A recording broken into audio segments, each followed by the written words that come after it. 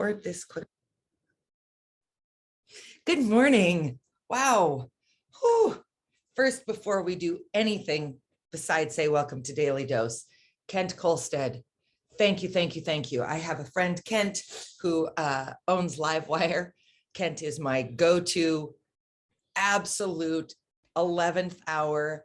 I'm having a catastrophe. Everything's on fire. Kent, you have to come and put it out. Technology helper. And he did that for us last night. So thank you, Kent. It's the only way we could be doing this. Turns out the fix was simple, but if someone had offered me $1 million, I couldn't have discovered it. So there's that. Good morning. How are you? It's nice to see you, even though we can't see you. This is all just a continuing, ongoing process. Dr. Mary, we have an interesting conversation today, I think. We do. So do you want to read the image? Yes. I mean, if you want to pull it. Yeah, let me see if I can. Sorry, I thought well, I this had it actually, pulled up. this comes sort of part and parcel. Oh, there we go. I'm sorry, go ahead. With, I'm sure if you've been watching any of these recently, especially the ones over the summer, Dana's big peeve about messages on tea towels. Oh yeah, I do care. I like the I wear yoga pants. No, I do yoga. Just kidding. I wear yoga pants while drinking wine. Yeah. All that garbage. Oh, you know, I rescued some wine. It was trapped in a bottle and stuff like that. This one unintentionally has the same sort of power of annoyance that we came across. But for very, very different reasons. Yes. So what we're going to discuss today, God, it sounds like a question in an exam. Once you see results, it becomes an addiction. Discuss. True or false? No. So we found this on a little board, and you know, it's meant to be inspirational. Once you see results, it becomes an addiction. First of all, well, we don't need to discuss the grammar of it, but once you see results, that must be really tough for you. Well, it's not absolutely grammatically incorrect because it's the results of what the thing you're doing. So it's not totally incorrect, but it's difficult. Once you see the results, it becomes an addiction. So why are we talking about this? I hope I get this next sentence grammatically correct now. We're talking about this because the word addiction has but one meaning. And could you read that for us, please? I could. Allow me to pick up my cellular device. Addiction is an inability to stop using a substance or engaging in a behavior, even though it is causing psychological or physical harm. And are there any other definitions? I strolled all the way through everything. I went to many sources of typing in the word addiction and definition, and that's what I got. It is actually defining the disease of addiction, and that apparently is there is no positive spin on the word addiction is the bottom line. I was going to spiral into burbling then, but no. Thank you. You're welcome. So how often do you hear someone say, I'm addicted to running? Now, if you remember, we had Jody Roper Anderson on, who owns Cycle Bar, and there is exercise addiction. That does become a real thing. Yeah, there's a thing called Jobless High. Yeah, but where it moves beyond being a positive and into a negative. So certainly that's not an inaccurate thing to say, I'm addicted to running. But most people who say that do not have a literal psychological addiction to running. They enjoy it. It matters to them. It makes them feel better. I have yet to meet someone who has an actual addiction who will say, oh, I'm way better when I'm doing more of what I'm addicted to. So it's a fascinating thing that we've co-opted this word, which is actually super negative. If you are truly addicted to gambling, sex, shopping, eating, alcohol, drugs, stealing, whatever fills that very gaping void for you, if you're actually addicted to it, it's all bad. All of it. because it means it's controlling you. So when you say let's use a fun example that I have never, ever, ever heard him use, but I'm sure he's watching, and so we'll reference it. If our friend John Z, who is an extraordinary gardener, were to say, I'm addicted to gardening, that doesn't even make sense unless he's literally canceling the rest of his life to garden. He's let relationships slide. He's not eating. He's not sleeping. Yeah. I happen to know that's not true because I have seen on Facebook that he travels with friends and family, that he eats good food, that he enjoys his life, and gardening is a piece of that. And it isn't causing psychological or physical harm to him. He's just happy. So that's not an addiction either. That's a lifestyle. That's a lifestyle or a habit.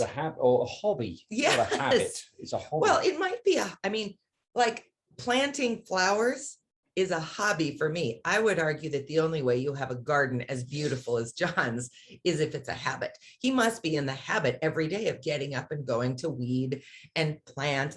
Like the other day, he planted 235, I think is the number, new bulbs for spring. Okay, that to me is a healthy habit. I don't have that habit. I like to plant on Mother's Day and then water throughout the summer. Those are very different lifestyle choices that we're making. But if John were to say, and again, we've never heard him say this, yeah, I'm addicted to gardening, that makes it seem like gardening has become a negative thing in his life. Because for you to have actually said, I'm addicted to alcohol, I mean, the first time you said that was an incredibly serious moment. Yes, it was. In your life, in your recovery, and most importantly, in your journey back to health. So think about when you're using the word addiction, because if you've lived with it or you've suffered from it, it's not a word to use lightly. Yeah. They could have used the word or the phrase, once you see results, it becomes beneficial. It becomes joyful. It becomes a way of life. It becomes your thing. I mean, there's lots of ways to talk about it. For it to become an addiction is only a negative thing. And I just looked up the word habit, by the way, and it just actually says a settled tendency or usual manner of behavior. It doesn't say unusual. So this one's got more of a positive spin to it. So yeah, if you're in the habit of mindfulness or the habit of taking walks or the habit of eating healthy, there's nothing negative about that. It'd be interesting when we bring this up, and I don't know if we planned this or not subconsciously, but we brought this up as a topic the day after about 1.3 billion people tried to proclaim they were addicted to Facebook. And it wasn't working. You're not addicted to Facebook. Do you think that's true? Yeah. I mean, there is a difference. You don't give up your life to be on Facebook. Your life is on Facebook, but you don't give up your life to be on Facebook. I don't know if I absolutely agree with you. I'd be curious to know what you think. Can you be addicted to social media? No, I don't. Well, actually, we've always had this conversation, but I would say, here's my pinneth worst. I would say, if you I don't know what a pinneth is. If you're addicted to Facebook, then you're a cream puff. Whoa. Which is only useful if you're in a patisserie.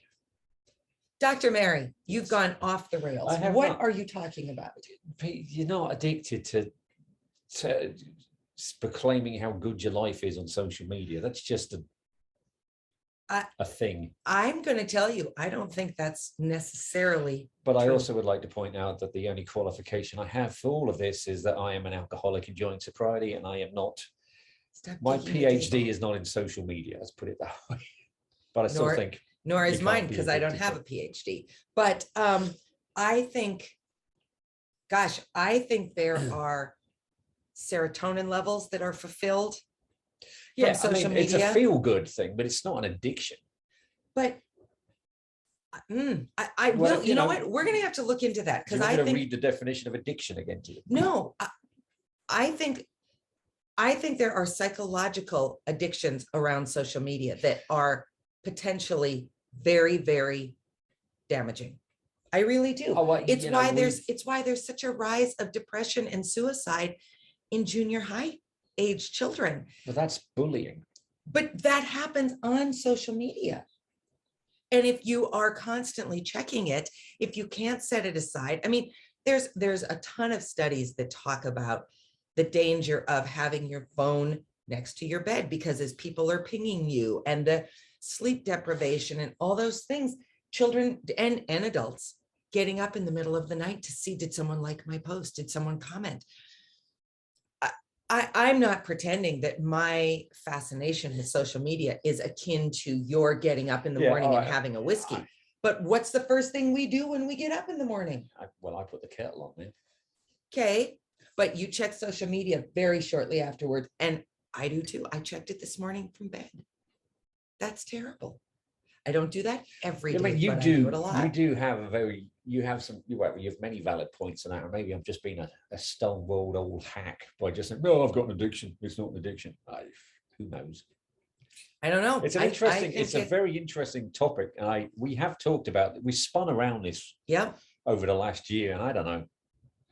Well, we don't need to know, but maybe we need to try and talk to somebody who could talk about the psychological effects of too much access. And then, here's the other thing that I think is interesting. One of the great saviors for Maz, according to the marriage therapist that we met with, was that Maz did not start seriously drinking until he was a young middle-aged adult, which meant he had you were in your 30s.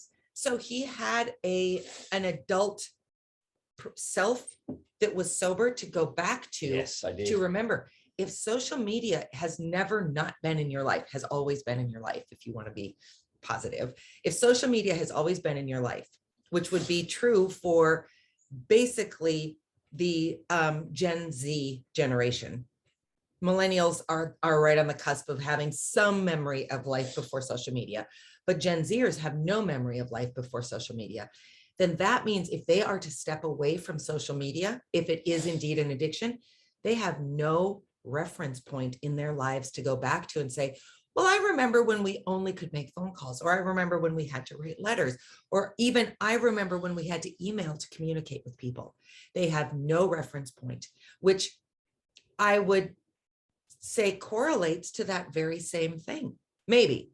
So I think it's about trying to find a social psychologist or a sociologist who's doing work in this field. And there are millions of them because it's such a fascinating, bursting field, to see if they can come on and talk to us about this. Be love to do that, because for now I can't think but equate of anyone that says they're addicted to Facebook as, if you go to their home, they own one of those tea towels that you detest. They might, but I would tell you, I have a very serious challenge with social media. I'll leave it at that until we have an answer from someone who is more versed in the actuality of this than either of us. Actually knows what they're talking about. That's a good one.